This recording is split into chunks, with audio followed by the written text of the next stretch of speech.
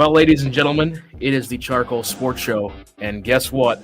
We are back. It is September 3rd, 2025.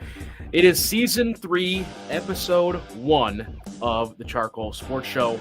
That's right, we are back once again. Thank you all for tuning in for another year. First up on our busy docket, we're going to do a quick recap of our summers, how everything went, since it's been since April since we last spoke to you guys. Then it's a deep dive. We're going to go right into sports. USD Athletics are fully into the swing of their seasons, and we'll recap everything that's happened up to this point, even a little bit of a preview heading into this weekend. Then we move into South Dakota high school football, where there's been a couple shakeups so far this season, but we're only on week 2, so a lot of crazy things can happen.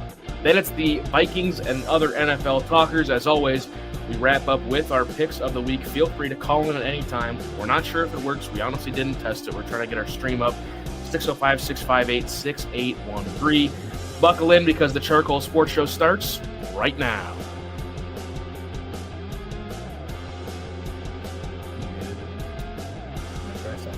I'm going to listen to it.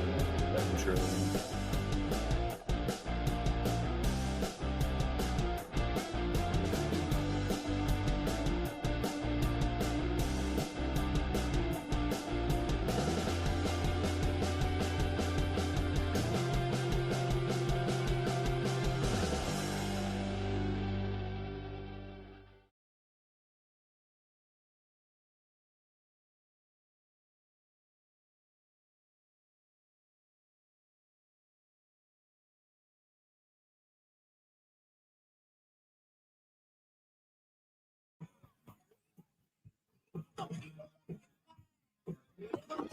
And it says I'm muted. There we go.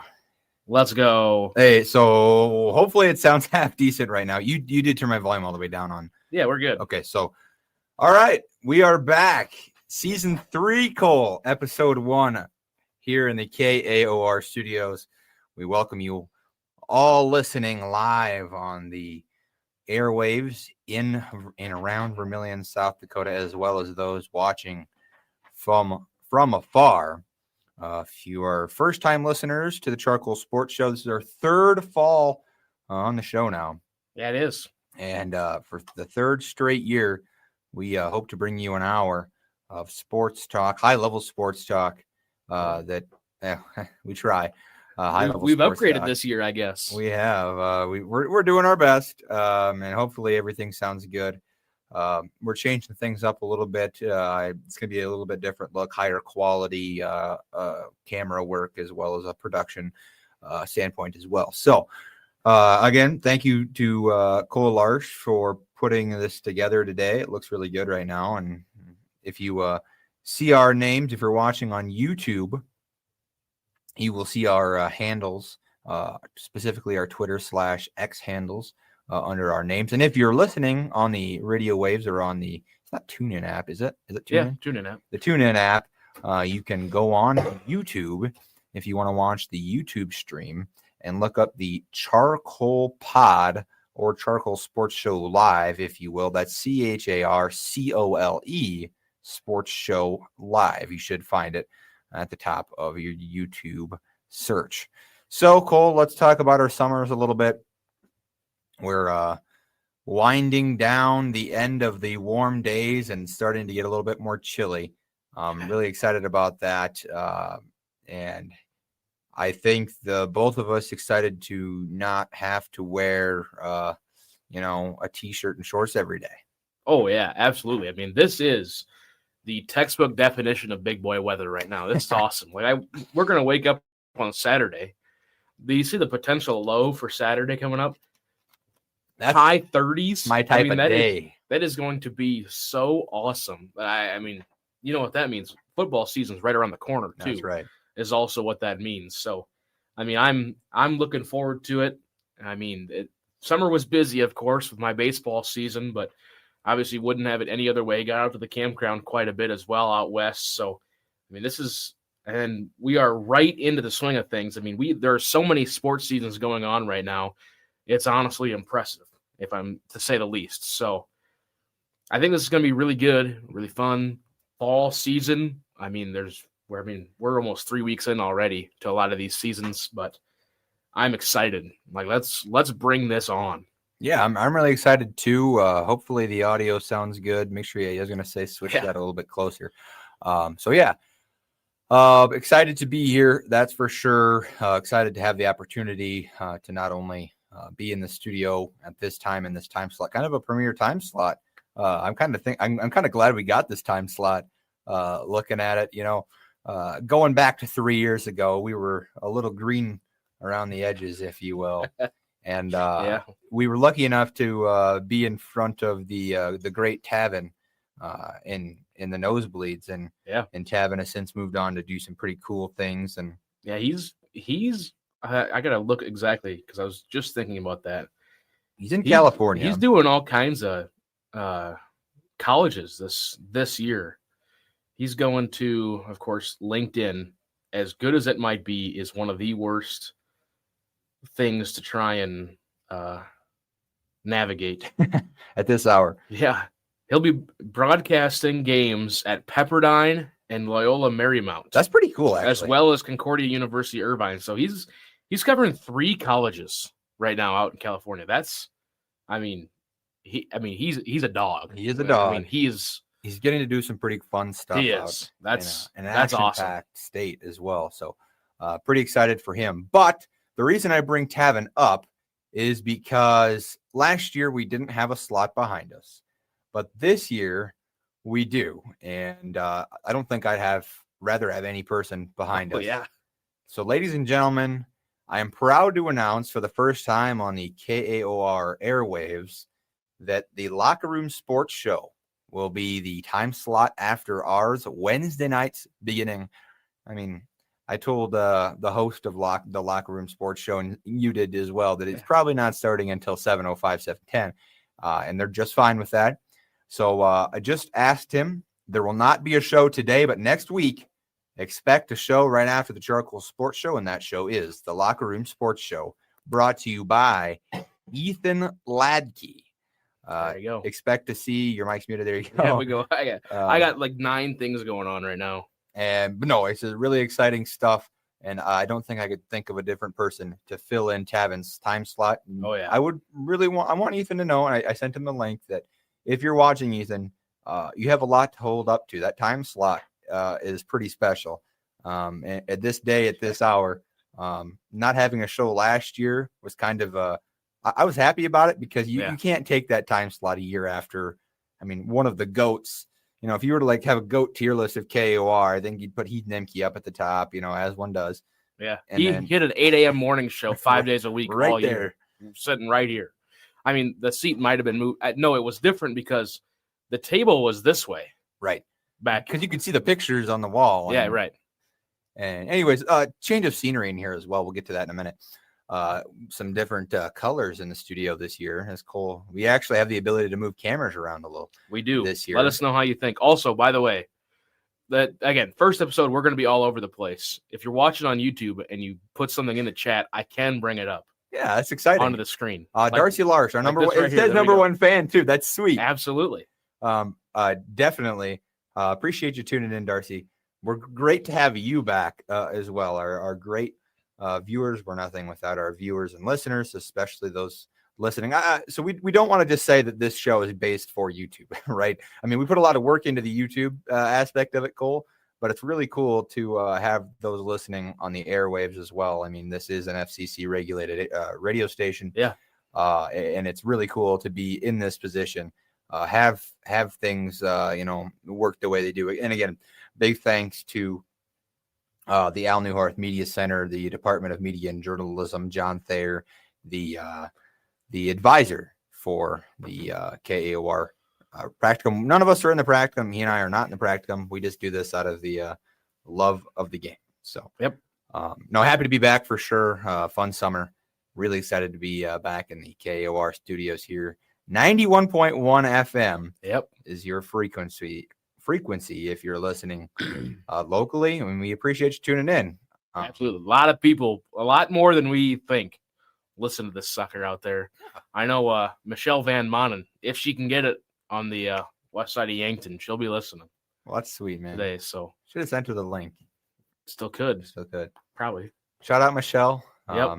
So yeah, not a new chair necessarily, but Michelle retired, and I mean, you'll still see her around. That's for sure. She'll be over here for volleyball games. I would expect to see her. Oh yeah, next week. She'll be here next week. So excited to see her, and if I'm planning on going to that game, I'm going to talk to her and see how she's doing. But yeah, I wish I could for either of those Thursday Friday games. She might come up and see you. Well, no, I've got high school on Thursday, high school volleyball Thursday, high school football Friday. It's the only game I got on Saturday, and we got the football game right before it on both weekends. She'll be there for both. Oh yeah, of course. So there'll be plenty of time, but it'll be might be a little packed for scheduling purposes, but that's okay. I got a little bit more Michelle than most did this summer. She taught my online class this summer. That's right, so yeah. I got her last hoorah, and she was great. Love Michelle. So shout out Michelle, and shout out to everyone here in this building as well, because we don't, technically have a hired chair of the department right now. We have an acting chair. So I think a lot of props needs to be given to the entire staff here. Yeah. In the media and journalism department.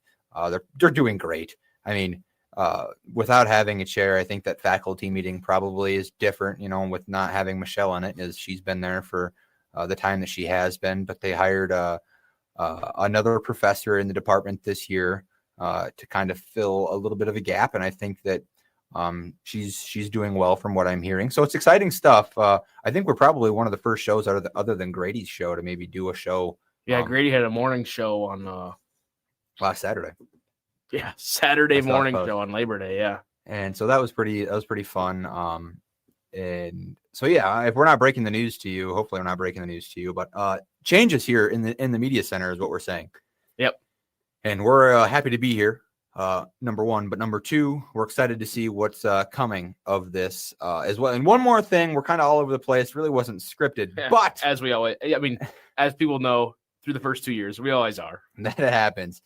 But this year marks the 40th anniversary of this very radio station. Correct. And with that, there will be a party, get together, and whatever else, which I'm sure we'll hear promotions for. If you're a resident of Vermilion, you're more than invited. If you're not a resident of Vermilion, you're more than invited.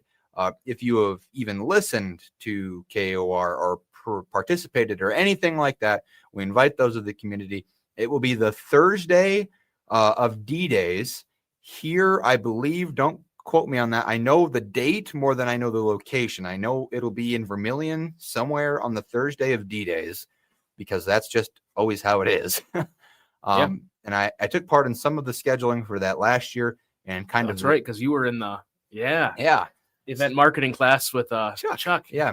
So I'm sure there's more of a plan put in place. It was actually told by Michelle in that class that these pitches would be given to the new chair. Well, if there's no new chair, is it the acting chair that gets to make these decisions? Well, does the acting chair necessarily have, I'm sure they have the best intentions for the party, but I mean, the knowledge that our current staff has is above and beyond of what someone who's coming in with 1 year is. So, I mean, I think we're going to be able to put something together that's really exciting. So again, the Thursday of D-Days, the 40th anniversary of KAOR 91.1 FM in Vermilion. We're really excited.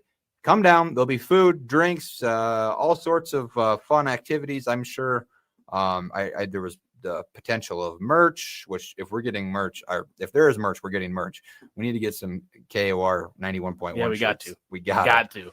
Might not even wear it. Just got to frame it. I know, for real.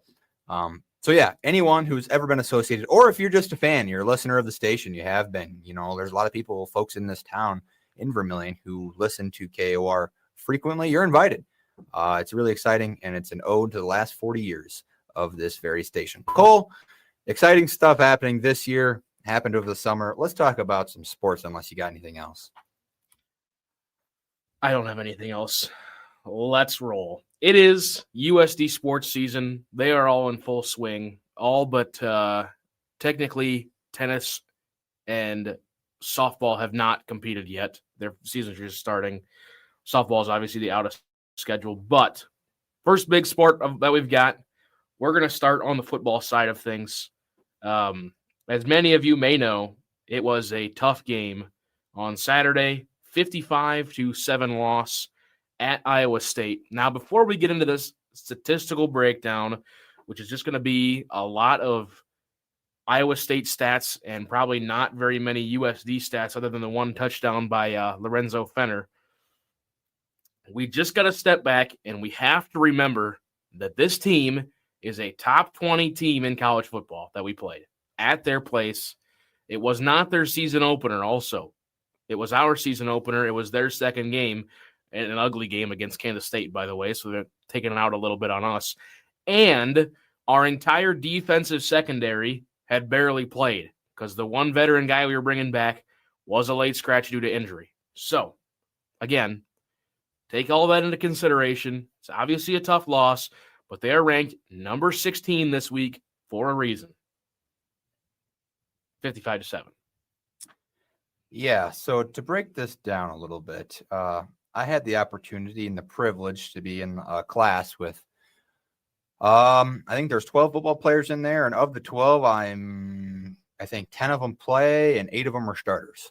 So Joey Nelson got him to talk yesterday in class, and it was pretty funny. Kind of had a weekend recap, talk about the triathlon team. I don't remember her name off the top of my head, but shout out to the triathlon team. Did very well out in Hot Springs. That's what I heard. A 4th place finish, and she was 17 seconds off of winning it. Wow. So that's pretty sweet. I'm trying to get a pick put in right now because I forgot to do my high school football picks for the end of the show. So Joey asked him what happened, and they're like, all right, well, they scored. It's USD's defense is known for giving up a big play on the first drive. That's just what they said. They said that, Yeah. Well, and you look back to last year. Yeah. Yeah. So they had the big play, and then they scored, and then we went down and we scored, and then they went down and they scored, and then we went back. We were driving, and then Bauman threw a pick, and the players, they were laying this out, and everyone was listening in class. Said after that pick, we felt a little shaky, but we felt like we were still in it. And then they went back down and scored. We were down 2 scores. And we got the ball back, started moving down the field, another pick. And with a little bit of time left in the half, and then they got a 63-yard field goal hit on them. And they said they walked to the locker room, feeling, instead of being down, getting the ball back, scoring before halftime and getting the ball back after half, you're tied up. Now you're 63-yard field goal behind and 2 touchdowns. So all of a sudden you're looking at a big deficit. And paraphrasing LJ Phillips in class, they didn't feel very good about themselves at the half. And I don't blame them. So to put it nicely, I think that Iowa State's good. Yeah. And they're a very professional team. They've played already this season, as you mentioned. Yep. But the one thing that the players continued to say is that there was one man who made it happen, and one man that the USD Coyote football team will not have to play for the rest of the season, and that's Rocco Becht.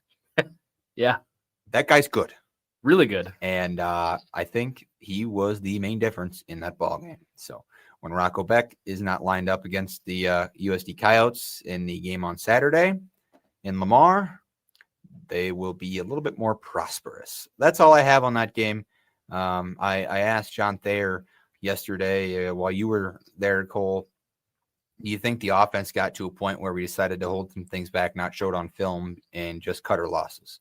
He said that he did not believe so. That is interesting. And Cole, you heard that conversation. What did you take from that? I mean, it kind of makes sense because, it's not like you got to try some stuff. I'm not saying they showed everything, but you can't just go out there down 30 points ago. Yeah, we're just going to go handoffs up the middle the rest of the game and keep our offense basic. Like, you want to go out there. This is arguably the toughest defense you're going to play all season, arguably. Depending on who you're going to end up facing. For sure, the best secondary. Yeah, exactly. So, like, if you want to try some things and see how they work against a really good defense, that's your time. Like, then at the end of the day, if you try a trick play, and it gets picked off for a pick six, what's that matter? Like, it just goes to 55-7 instead of what would have been, maybe lower if they just don't try stuff. I don't see why not. I mean, you might as well. There's no real downside to trying it. And then you're going to say, oh, it's going to be on film. Everything you do, no matter what's going to be on film. Sure. So, like, just show it out there once, and then if they show a lot of stuff, then these teams, like Lamar this week, just lost by 50. Now they got to prepare for a South Dakota team that has a really aggressive offense and can do a lot of things. And then sour taste in their mouth. And the defense is going to come out and say, we just allowed 55 points last week. We're going to try to get that 0 on the board all game. So now the other teams have to worry about that the rest of the season. I see where you're coming from. At the same time, and our players made a note of this as well. We had one returning starter on the defensive side. We had a few on the offensive side. Does that last game's performance give you any cause for concern when it comes to, how maybe the players hadn't played, organized football since high school, a few of them, but how many transfers were out there? I know playing with each other and having cohesion is important, especially when you're playing against a team who's already played a game against a pretty high-quality opponent. It doesn't matter what UND did to K-State the week before. Does that concern you at all, that's the performance that we put out with – there's talent, and then there's talent and taking that talent and developing that talent into, a winning team, which I think Travis Johansson can do. Yeah. But – is there cause for concern after game one? Seeing I'm just saying, seeing that's the performance, and is there cause for concern that Aiden Bauman was just not quite Aiden Bauman when it came to a few of his passes? Okay, multifaceted question. I'm going to give you a multifaceted answer. I response. So. Yes. Okay. So defensively, again, we got to remember this as a whole. Our starting safety, the guy with the most experience coming back, was out. Sure. So sometimes they definitely practiced for this, but I don't think they could have possibly just said, oh yeah, we're going to prepare that our probably best defender, best secondary players out. We should have asked John why that was a late scratch. He probably couldn't have told us. They said it was injury. So again, there's no official injury reports in college. So you just kind of got to assume, but you also got to think too, that this is a top 20 team in college football. Right. We came into that game in where there's a guy that ranks every team from Division I to NAIA. We came in the high 80s. Now, some people saying a little low. This week we're 110. So statistically, going back to last game, Iowa State was roughly 60 spots ahead of us if they were to rank every team. So they're a really good team. Secondly, on the defensive side, your offense wasn't giving you much help. Again, long field goal in there as well, a couple interceptions. So there's not much you can do on that side of the deal. Defensive line and the linebackers looked good all game. The defensive line did, especially, in my opinion. Like, you don't have to go out there and get 70 sacks just to say the defensive line was good. Like, they didn't give up very much. But obviously, you look at the score and go, it's 55-7. They obviously gave up something. On the offensive side, we go back to what John Thayer said to us yesterday. He's like, Bauman doesn't have that trusty go-to guy anymore. Right. Carter Bell was his dude. It's like Kirk Cousins was there too. Like Kirk Cousins and Adam Thielen. Adam Thielen was the guy. You wanted something short. You want to make sure you know exactly where he's going to be at. It's that crafty veteran type stuff. So he's going to get to developing that. And we might see later on in the season, especially after these next two games where you got Lamar and Northern Colorado, I believe it is, before you open up the Valley schedule. Those are some games where you can play some opponents closer to your level. Again, we should be much better than them. But again, you say closer to your level, and then it's going to work itself out. So defensively, they weren't getting much help. they're playing a top 20 team overall in college football. Stuff's going to happen. I just about got us banned on KAOR. I got to remember, we're on the air. Stuff's going to happen. Like, that's just the nature of the beast. I don't know. I'm not really concerned about our defense. Offensively as well, I mean, for as little of time as we were out there, the O-line looked good. They did. The O-line, like, that's a really good defensive. That's probably not a top 20 defensive line. What's a top 40 defensive line in the country? We didn't really. I mean, obviously, you're going to let up a couple pressures. Sure. It's going to happen. But overall, I don't think there's many plays, and I might be stealing this directly from Jerry Palesci, joined our friends at the Howling podcast back on Sunday. Just like, it doesn't stick out to me that the offensive line was just letting people through and really blowing up plays. That's a good sign going up against an FBS defensive line. I don't care what team it is. It's an FBS defensive line. So I think we're going to be fine. It's game one, top 20 team. We're acting like a bunch of Nebraska fans right now, all right? There was not 7 holding calls that made us lose that game. There was not loud music that made us lose that game. We're coping. Well, exactly. It's exactly like when Nebraska loses. Everybody overreacts. We're fine. Take a step back. We're all going to be good. Let's go put 40 on Lamar.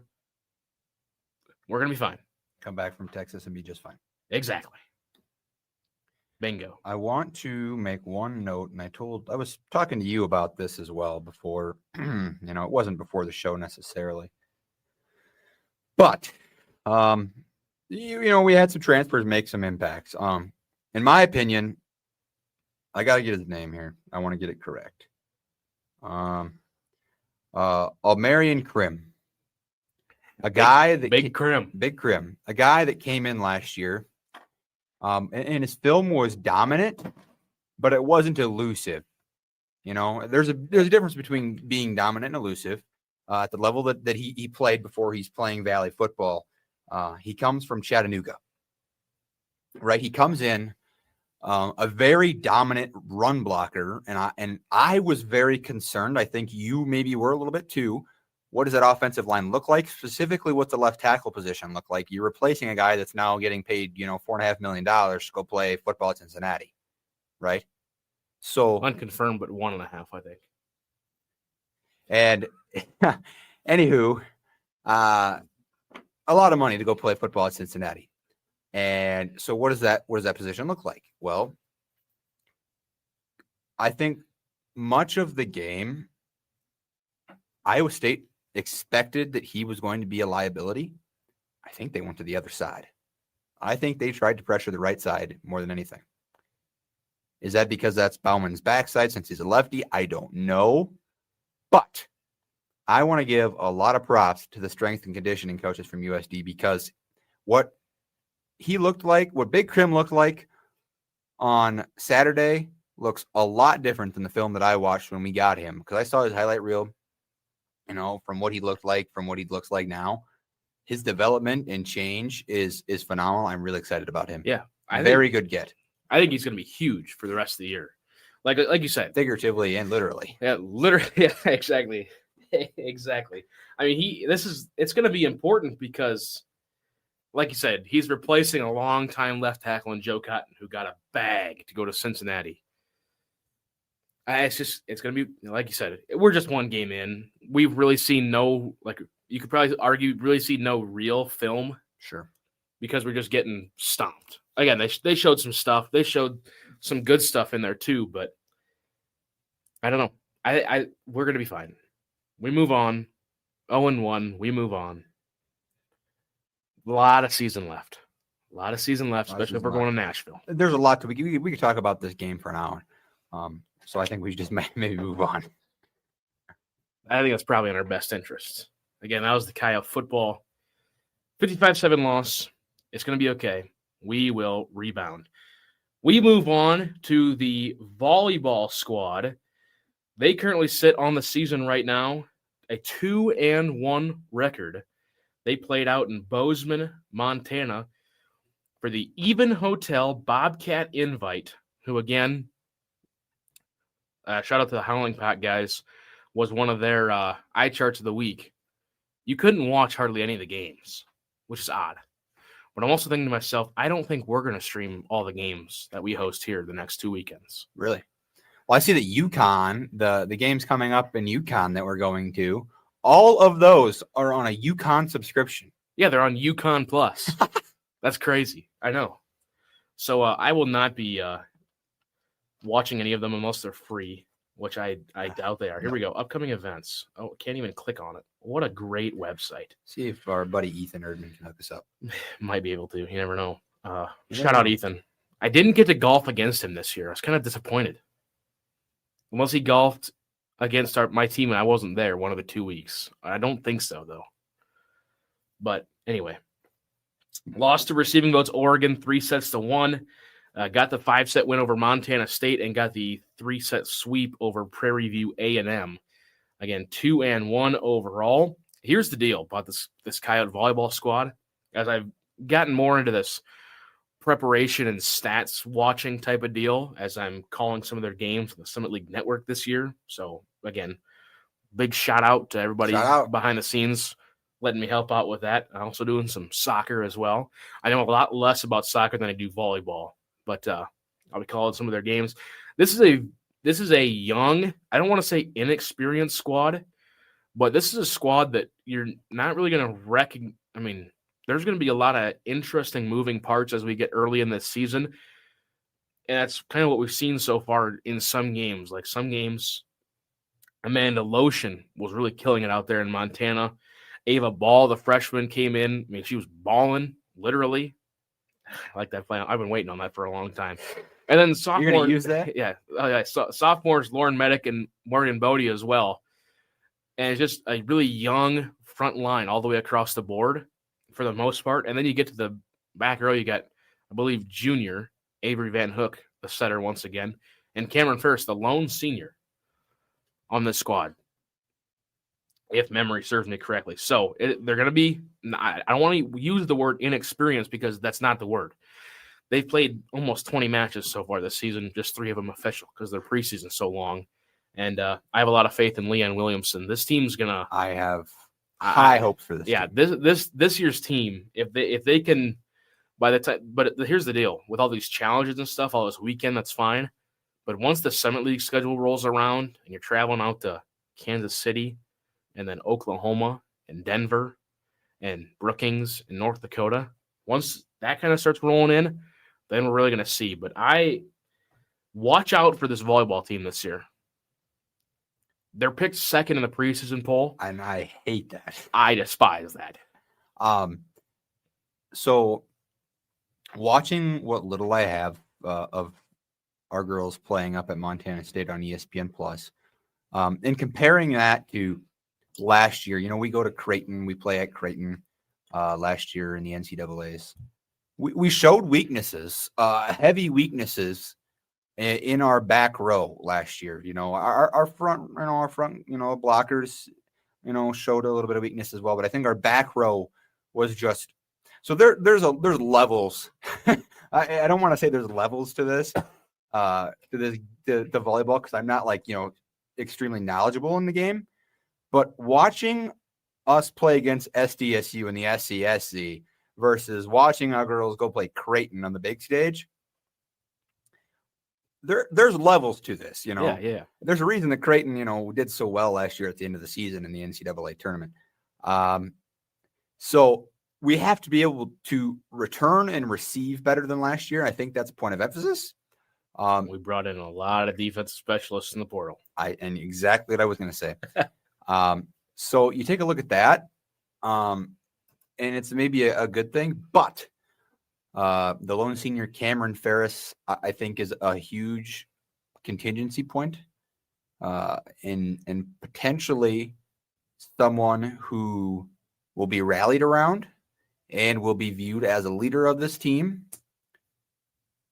I think that if she keeps this team together, this could be one of the greatest seasons. And Leanne, Leanne just does her thing. This could be one of the greatest seasons our, Vermilion's ever seen in volleyball around here in a long, long time. Long time. I think so. I agree. What happened last year when we went down to Kansas City and beat SDSU to get to the tournament? That wasn't a fluke. No. We had some things actually go wrong for us, believe it or not, in the 2 times we played SDSU previously. It took the third for us to finally figure it out. But I'm really liking about this team. Yep. I want to see them in person. I'm going to the first few games to get a vibe check, and then I will be able to base my basis off of that. I can't wait for Summit League play, as you said, Cole, because it's a grind. But more to come. Next Wednesday, we'll have you an even better idea what this team looks like, and we'll have a little bit more time to chew on it because we only got 25 minutes left in this show. Well, again, and no show after us this week. So this is Sure. If we're going to run long any week, it'd be this week. But again, we got some things going on. Again, USD volleyball squad showing some good promise so far early in the year. Another USD women's sports team that is showing some good promise this season so far is the USD soccer squad, 3-1-2 before we get into the Summit League play.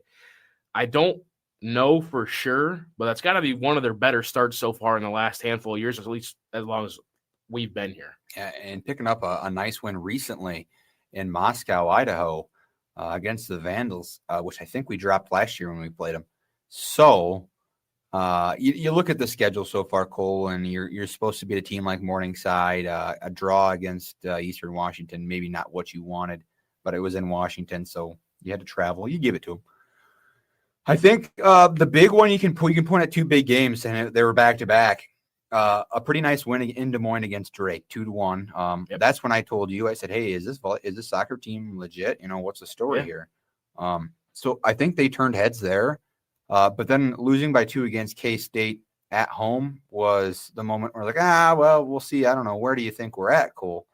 But we rebounded well, and I'm really excited to see where this team goes. I've never been to a soccer game, but I may stop by. There's a game this Sunday at 10:30, Cole. Yeah, I got moved up to 10:30, so I got to be there bright and early, 9:30 in the morning on Sunday. But I'm only doing PA, so that is, in the realm of doing public address announcing, soccer is one of the simpler ones. It is. We got your pregame reads, of course, then starting lineups, then 45-minute halves, and all you announce are substitutions or goals. So you're basically just sitting there watching, which I love. Don't get me wrong, especially this week when I'm not going to be the one doing play-by-play for this game. I can just sit back and observe things that I might not be able to see both literally and figuratively because I'm standing right by a wall when I do the games for the Summit League Network. But so cool. It's going to be a non-conference game, so it's going to be a little interesting. Pushed it up a little bit earlier as well, probably so Northern Colorado can get out. What time was it supposed to start? It was supposed to be a noon game. Oh, no, sweet. It was supposed to be an 11 a.m. game. Well, there you go. You're going to get 30 more minutes of football. Oh, so it only got pushed back 30 minutes. Yeah, we're good. Okay. But yeah. Cool. Yep. Question for myself as well as those students who may be listening on the airwaves or on YouTube. Do students get in free at soccer games? Yeah. Okay. Of course. I didn't know. Never really thought about that. Just figured I'd ask. Yeah. I don't think they even check tickets. Oh. No, I think they do. Because there's somebody always at the ticket gate. Sure. We're always there so early, an hour before every game, or 55 minutes before every game, as I usually am for USD games. Calling you, wondering where you are. Yeah. As I'm walking up, that has happened before. But yeah, no, it's free. It's free to enter. Cool. And this is a solid squad. Offensively, if they can hold possession, their one loss so far in the season was against a very good Kansas State team, who is very good. It's a Big 12 putting a lot of pressure forward into the attacking half, but also has a goalie that is averaging like 14 saves a game. Now, there's in soccer, I'll enlighten you here, there's shots, and then there's shots on goal that actually get to the keeper. I think she's let up like 2 all year. Really? So she's very good. She won Big 12 Player of the Week the week before. Really? We played them. So, yeah, they're a solid squad. We're a solid squad. Watch out. But here's the deal about the Summit League. Very tough. It is. I did not know this until this year. started doing some more deep dives. It was a Midco Sports interview with the head coach, Michael Thomas. And they are impressively high on the RPI index as a conference. I did not know that. I don't remember the exact number, so I'm not going to try to say it. But they are up there with some competitive group of 5 conferences. Cool. And some competitive Power Fours. So that's cool. They're going to be solid. It's exciting. Yes. Exciting year.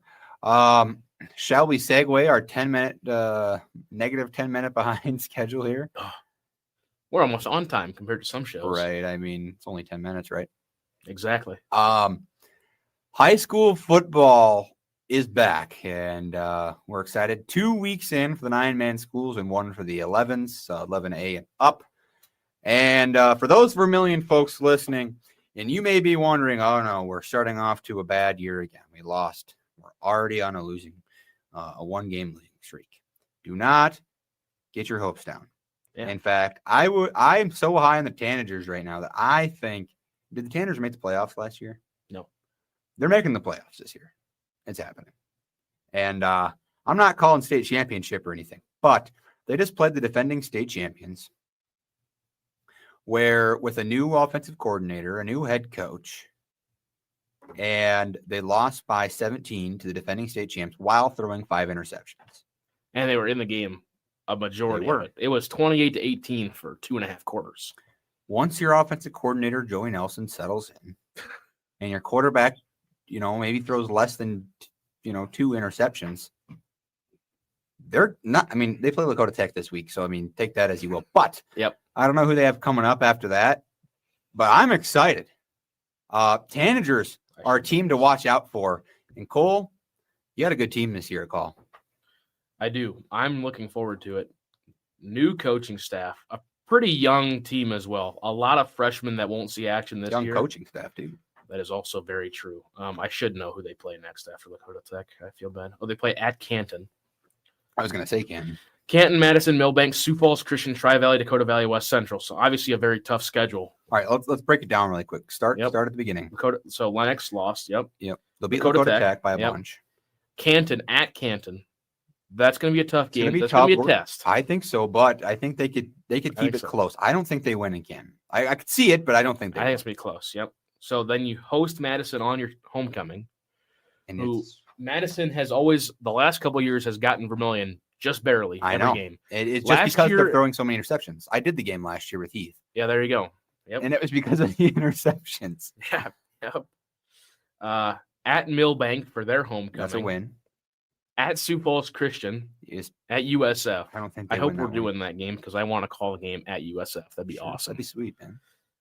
Hosting Tri-Valley. They beat them. Tri-Valley is solid. Really? Oh, yeah. I didn't know they rebounded.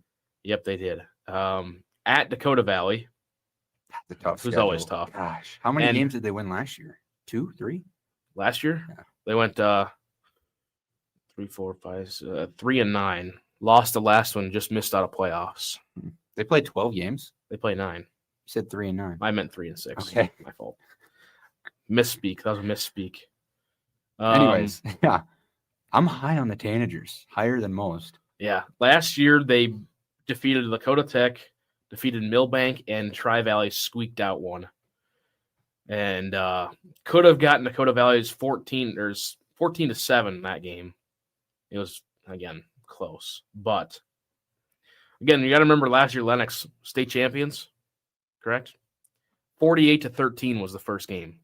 This one was 35-18, so closer. But, again, a lot of interceptions. And the guy that Katzer ran the ball. I mean, Katzer was an animal. Yes, no question. No question. He was an animal. That's undisputed. But yeah, they're going to be. I even put in my very first media poll vote, the preseason vote. I put in there a note in 11A. I said, "Watch out for Vermilion. Might not be this year, but next year they got like 25 freshmen this year. That's crazy, and a lot of really good a lot of not really good athletes, a lot of freak athletes. They can stick with football. They're going to be really good. That's cool. Exciting. Exciting stuff here for the Tanagers. Again, those playing in the Dakota Dome coming up. Cole, let's talk about the prep media poll real quick. You can run through it as you will. I'll stop you when I get a note. I will breeze through it rather quickly. 11 AAA, no big shock. Lincoln still number 1. Brandon Valley a close second, though. They're actually tied for first in the vote last year. I don't know how I feel about that. I've got Lincoln number 1 for what it might mean. What does Harrisburg mean to you? Harrisburg's interesting. They're going to bounce back. It was a tough loss. That's the thing with AAA is your number 5 team might be 4-4 by the last game because they played like O'Gorman was last year, if I remember right, because they played and lost in like 1 or 2 score games to all the top 4 teams. Well, that's just the nature of AAA. And you go to O'Gorman. I mean, O'Gorman, 1 by 1, I think it was. So, yeah, it's close. Like, how do you feel about that? I don't know how I feel about AAA right now. We're going to learn a lot. President's Bowl this weekend. Yeah, we are. 11 AA. Pier, of course, still number 1. Yankton T, Sturgis Watertown. Pier kept her closer than the guy would thought, though. See, but that was an interesting game because it started at like 9:40 because of the lightning. Stanley County played earlier because they have turf, and Pierce Fields, for as good a program they are, their field's not good. Oh, yeah, I'm aware. So there's AA. Class A, Sioux Falls Christian 1, Lennox 2, Del Rapids 3, with a first-place vote. Not sure who that guy would be, but somebody. Who's that? Not sure who that guy would be. Del Rapids, number 3. But somebody's kind of high on him and keeps voting him number 1. We were high on them all last year. Remember that? Yep. That and Lennox. We were high on that Lennox, too. And then they ended up going to win. Yep. Anyways, nowhere's a ball. We know ball. Nowhere's a ball. We know ball. 11B, winner loses the regular season game for the first time since 2018. Again? Shout out the first time they lost to the Mount Vernon Plankton Titans. Shout out. So this is a mess of a poll, by the way. Elk Point and Jefferson 1. They didn't play last week, and they moved up to number 1. I voted them number 1 also. Wagner number 2. St. Thomas More 3. I had that flipped. St. Tommy Moore's a tough team. I just don't like it. I can't. St. Thomas More is one of the rare exceptions because they actually play people. Right. But I just can't get over the hump of voting for teams that play a schedule that's all 2 and 6 teams. Mm-hmm. St. Thomas More is the exception. And they always have been. Yes. But the difference between most, as we're saying 2 and 6 teams, there's a bit of an inference there. But St. Thomas More has won the state championship before. They have a proven ability to win and a culture of winning. So that's where I give them a little bit more of the stick, if you will, rather than just saying shake them out. Yep. Winner drops to 4, Sioux Valley 5. I like this poll. It's just what do we feel about Sioux Valley? I don't know. They lost to who'd they lose to week 1? I don't remember. They're always talented. They've still got they don't still have Donovan Rose, do they? I don't know. I don't remember. We'll have to look into that for next week. 9 AA. We're gonna see some shakeup here. Elkton Lake Benton 1, Hamlin 2, Freeman Marion, Freeman Academy 3. The 1 and 3 play each other this week in Freeman. Who's it? Oh, yeah. Hill City 4, again. I think. Played nobody. Viborg Hurley 5. You said Elkton plays Elkton plays FMFA in Freeman. I think Elkton wins handily. I can see it. Unless the Freeman, conglomerate can, make big plays, Elkton's the most consistent team in the class. Can we call them the Freeman metro area? Freeman metro? I mean, probably. The Freeman metropolitan area. Freeman Marion, Freeman Academy. I think so. Sure. Yeah, I could stick. Sure. 9A, Wall receives all but 1 first place vote. Who is that doofus voting Warner number 1? Alcester, Hudson, Platte Geddes, Howard rounds it out. Platte Geddes, an interesting team. Really haven't played anybody so far this year, so I was hesitant putting them up there. They host Gregory, who is 2-0 and 9 AA with 2 solid wins. Yes. I've got that. I have that in our list of games to watch in there as well. I think 9A's top heavy this year. I'll just say that. Top heavy. Yeah, there's for sure a drop. And then 9B, Sully Buttes 1, Avon 2, St. Mary's, Harriet Selby, Faulkton area. Faulkton gets upset and then they don't play and they stick at 5. Yeah, I had no real big notes No. on that. It's just so early in the season, but there's a lot of big games this weekend. I'll run through these quickly. It's obviously the President's Bowl. All the Sioux Falls schools playing at Howard Wood this weekend. Those will all be big. In 11A, Del Rapids will travel to Madison in a 3-4 matchup. This game is not going to be as close as many people think. I think Del Rapids takes this one by 20+. But I've been wrong before. I have Madison just as my random upset, my pick of the week. I don't blame you. Like we said, 9AA, Elkton Lake Benton, Freeman Marion, Freeman Academy. Also, 9B, Falcon area and Harriet Selby area in the 5-4. They play in 9B. You want my my hot take? Not even hot take. Probably just it. is true. I think 9B is deeper than 9A this year. That's crazy to think, but I agree. That's crazy, man. That's a crazy statement to utter over these very airwaves, isn't it? But I agree. You see where I'm coming from? Yeah, I agree. Like I understand the top teams in 9A are probably better than the top teams in 9B. Yep, but I agree. As far as depth goes, 9B for sure. And I haven't been able to say that probably for 4 or 5 years. No, 3 years. Yep. I don't really have any other notes on that. I don't think so either. We got about 10 minutes to cover some stuff. Let's you want to do preseason NFL honors and then go to the next segment and then go to the final segment? I think so. Okay. I think so. All right, let's do that. Up here. So we're going to run through the preseason NFL awards and who our preseason picks are. I also have odds included with mine. I don't have any odds. I should have gotten odds up. But there's a couple of them that I guess if you go slow enough. You want me just to go first here? Yeah, you go first. You want to just go alternate or keep on? Let's alternate here so I can get my picks up quick. Okay. You can go. So my MVP this year, again, there's really no rhyme or reason to most of these picks. I just kind of went by gut. You're going to see it here on your Google Doc right now. Jaden Daniels. At plus 1,000. I like him as my MVP pick. Again, the Commanders would have to have a sensational year, but he's going to have to be the guy to lead them. So I think if the Commanders get on a roll this year, he wins it. My MVP, I actually made a bet on him yesterday, a legal bet down in Iowa. That is correct. Joe Burrow, the MVP, actually gave the slip to my girlfriend Morgan. So give it as a little bit of a gift for her, so she has something to pull for. But Joe Burrow is my MVP, Cole. I believe second favorite or something like that. Or no, like third favorite or something like that. About 700 on the odds. I think so, yeah. We moved to offensive.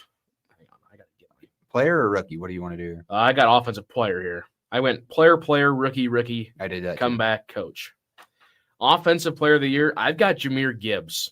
I like that. I was going to go with that. He is due for a big year, mainly because I call him second in command, David Montgomery, is just not going to have the same output that he has in a while because he's getting old. So he's going to get probably 80-ish, 85% of the snaps, maybe. I also have David Montgomery starting on my fantasy team in our league. So he's on the trade block? He's been on the trade block since we started. But, yeah. I think Jahmyr Gibbs, offensive player of the year. I was going to go Gibbs, Cole, but then I pivoted to the tandem, Jamar Chase. Yep. I think the Bengals are touted for a big year this year. And ESPN reported today, if I didn't remove the notification, ESPN noted today that Joe Burrow and the Bengals have acknowledged the narrative surrounding the Bengals has shifted since getting Trey Hendrickson back with the team. They actually got Dalton Reisner, which I am a big fan of him. They got him as a guard. It was kind of interesting that no one takes Reisner until after minicamp, their training camp is over. Yeah. Why is that? I don't know. That's like we could talk for that for a whole segment. Yeah, we definitely could. Anyways, so Jamar Chase is my pick for the tandem. All right, defensive player of the year. I'm not going Micah Parsons. He's going to be good.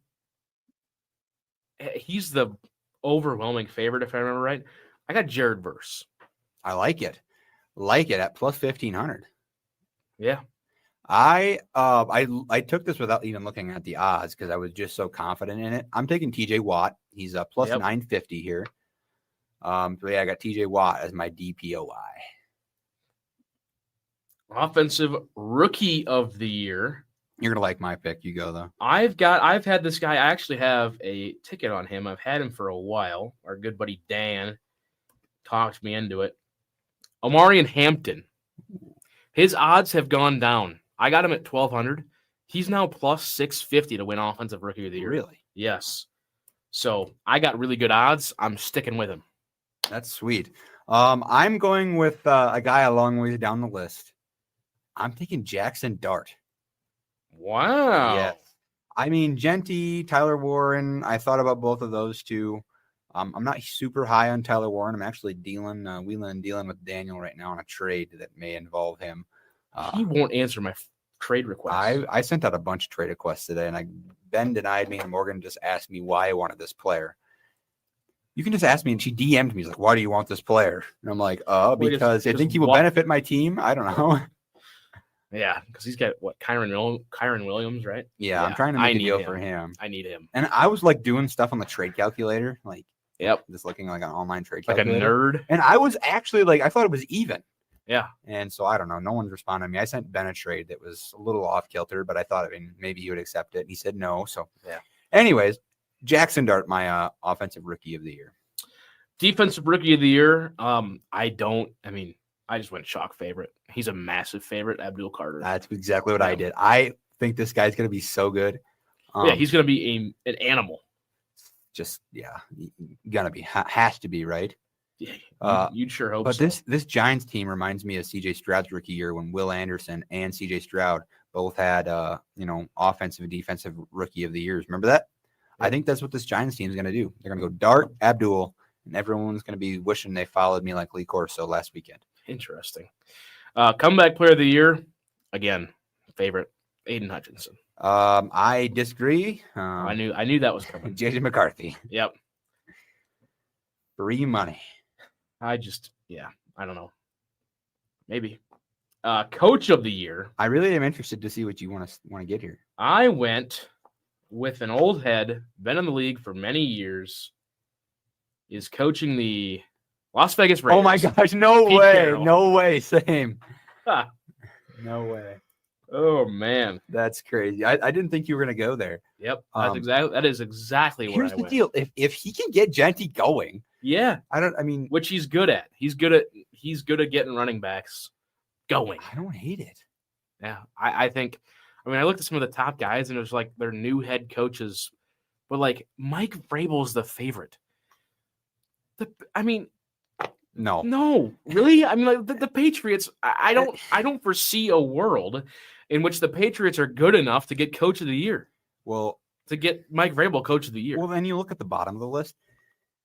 Andy Reid, the coach of the Kansas City Chiefs, the team that was in the Super Bowl last year, has the lowest odds. Why is that? Why? Well, it's hard to be like Kevin O'Connell's way down there too. I see that. But like it's hard to I kind of see why they won it last year. I kind of see why they're doing that though, because it's like based off of how bad your team was, and pretty much it's pretty much if you went 2-15 and then 15-2, you're gonna get Coach of the Year because you turned it around. Right, but how much did the Vikings turn around last year compared to like I don't know who's a big team like turned around last year in the NFL? Yeah, I've got Kevin Stefanski right now at plus 13,000. What? Yeah. How old's the list you're looking at? I'm getting current from DraftKings plus 6,000. I'm getting current from not DraftKings plus 13,000. That's crazy. That's wild. All right, it's 6:58 here. I don't really know how much I want to say about our next segment, other than I took them this week. You know how last year, like when I took this team, they happened to win, and when you didn't, they didn't. Yes. So I'm going to see if I can ride the heater. NFL starts this week. A lot of big games. Really excited tomorrow night. Tune in. Cowboys, Eagles Friday night. Chiefs, Chargers. However, our Minnesota Vikings play on Monday night. We are 5 days away from the Vikings starting their season. JJ McCarthy at the helm. Good thing I don't have class the next day. Quickly, Cole, how do you feel going into Monday night? It's going to be interesting because this team has a lot of promise. I get that, and I know that. I'm feeling that. It's just going to be – it's the first time we've seen J.J. McCarthy in an actual game. He's going to have kind of a different defensive line, going to have some different wideouts, not having Addison. But you got Thielen. Which is big. Which, I mean, they worked with him in the summer, so I don't know what that's going to mean for week one. You're obviously going to have Justin Jefferson. Defensively, I think we're going to be solid. I think defensively we can stop whatever the Bears throw at us. I'm not really worried about that. It's just the question mark on the offensive side. But, hey, a 10-7 win is still a win. Just like Nebraska, a 20-17 win when you almost choked it, still a win. We're favored, I believe, we're underdogs slightly, aren't we? 1.5-point underdogs? Probably. I don't remember exactly. I should know that off the top of my head, but I'm excited, obviously, because it's Vikings football. It's hard not to be excited. I am, dare I say, cautiously optimistic about how this is going to go. I think every Vikings fan always is. Well, right, because you're ready. You're hoping for a Super Bowl, and you're prepared for 0-17. I think that's what it's going to come down to. So I am looking forward to it. I think it's going to be a good season. It's going to be up and down. The season as a whole, before I turn it back to you, is going to be interesting because you got the 3 games, 2 overseas, and a bye. We could be 1-4. We could be 5-0. I don't know. It's going to be a very interesting first 5 games. I think we go 2-0 overseas. I don't think that changes anything. I think we could play those games in Antarctica and we'd still be 2-0 in those overseas games. So I'm excited. It's going to be fun. I'm ready. Vikings are favored -1.5 and minus 122 in the money line. That is on DraftKings. Cautiously optimistic probably sums up my feelings about the Vikings. After listening to lots of Vikings talk over the summer, as well as just really being a big fan and following the team, going to a summer practice, going to the joints. I'm into this team.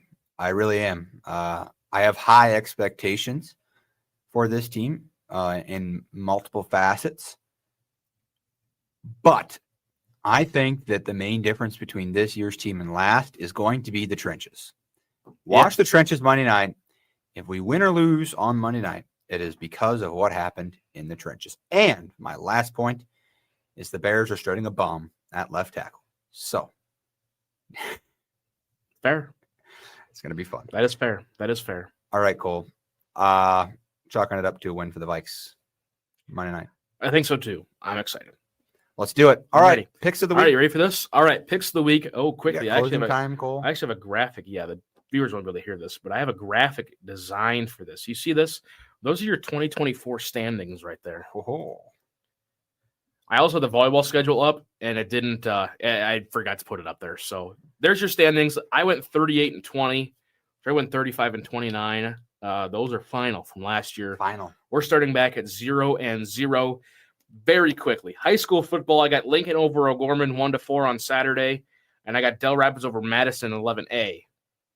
I'm taking Miller over Mobridge. Miller is a sleeper team in 11B, Cole. You heard me. Interesting. Miller over Mobridge. And then I have Madison over Del Rapids. Don't ask me why. Yeah, I think I know why, actually. College football in the Cyhawk game, Iowa State is going to kill Iowa. Iowa is terrible. And give me Montana State plus however many points is going to be against SDSU. I don't think SDSU looked that good last week. Montana State, they played Oregon. Oregon's a really good team. All right. Might have helped them. Might have, yeah, also. So the unofficial line right now is +9. I'll take whatever it is. I took Iowa State over Iowa as well. I think they're a really darn good team. I think Gronowski is going to be a little flustered in that one. And my big pick of the week, this is a lock. If this doesn't happen, I will be shook. I got the University of South Florida +17.5 over Florida. USF's legit this year. I don't know if they're going to win the game, but +17.5 is diabolically terrible. USF +17.5. All right. We go to the NFL Friday night game. Give me the Chargers +3 over the Chiefs. And give me the Packers and the 2.5 against the Lions. For sure. I think Packers, I hate to say this because we're in their division. sleeper team this year, the Packers. Sleeper team. Interested to see what they do at defensive back this year as well, Cole. My 2 picks, I got the Buccaneers over the Falcons. -1.5 is the Buccaneers, and the Vikings -1.5 over Chicago. Monday night, tune in. That'll be our main talking point, as well as some USD sports 1 week from tonight. Cole, I like the first episode. I can't believe we got out of here in an hour. I cannot believe we managed to make this work. Again, we'll be back next week, 6 to 7 p.m., right here on the radio waves, right here on YouTube as well. We hope to see you all there. He's Charlie Prien. I've been Cole Larsch. Let's go to Bunions. Let's do it.